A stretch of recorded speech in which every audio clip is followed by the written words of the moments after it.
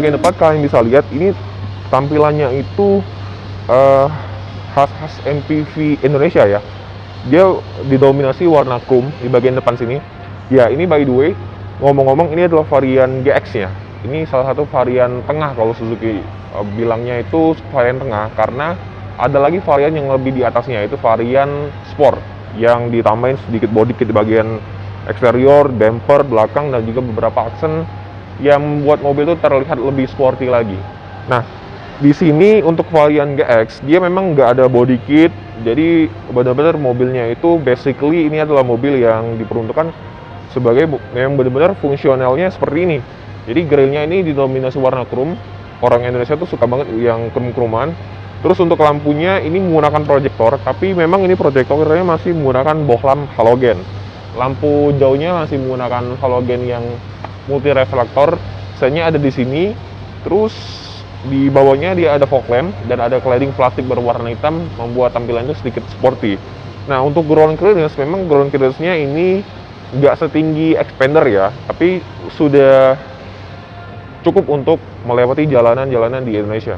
Nah, velgnya sendiri di bagian sini bisa kalian lihat, dia velgnya keren.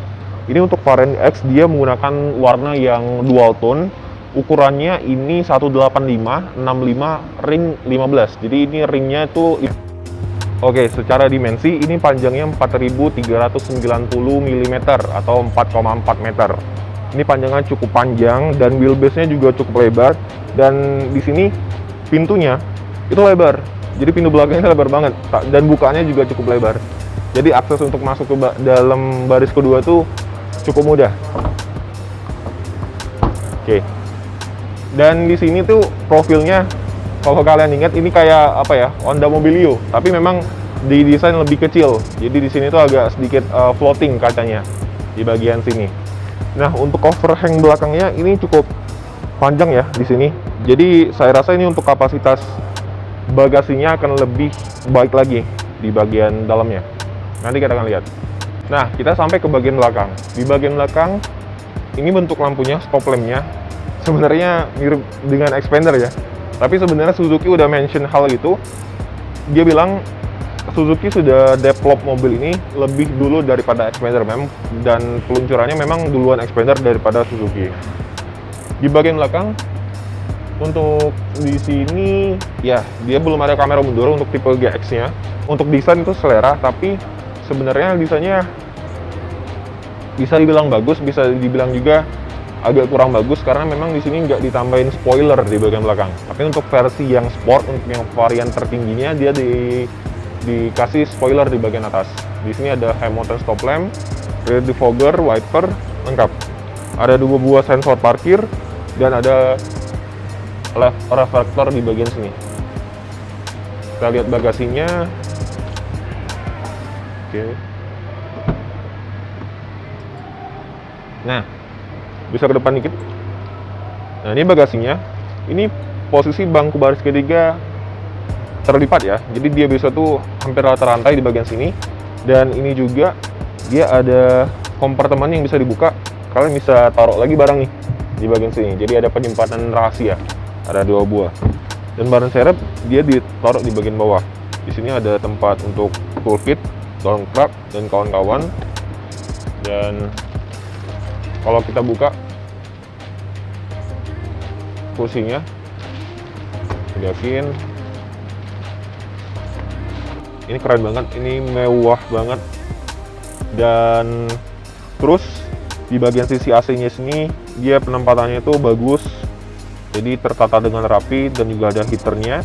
Nah, tapi untuk bagian head unitnya di sini agak sedikit menonjol lah di bagian sini. Dan ini juga basically adalah head unit yang aftermarket, jadi belum terintegrasi dengan mobilnya. Tapi sebenarnya ini head unitnya cukup responsif juga untuk di kelasnya. Dan belum ada Apple CarPlay dan juga Android Auto di sini. Nah, untuk dashboardnya, ini visibilitas dashboardnya juga cukup baik. Jadi dashboardnya agak sedikit panjang ke depan, tapi nggak sepanjang Expander. Dan untuk secara visibilitas posisi berkendara ini ergonomis. Jadi visibilitas ke depan itu luas, ke samping luas, ke belakang juga luas. Spion ini belum ada cetekan apa-apa, jadi bener-bener basic sekali spionnya. Punya value yang baik ya.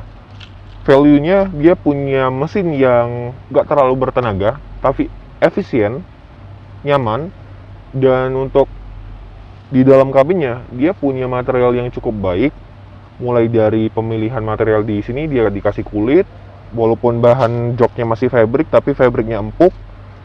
Dan untuk ruang kabin dia salah satu yang terlega juga di kelasnya, walaupun memang nggak selega Xpander.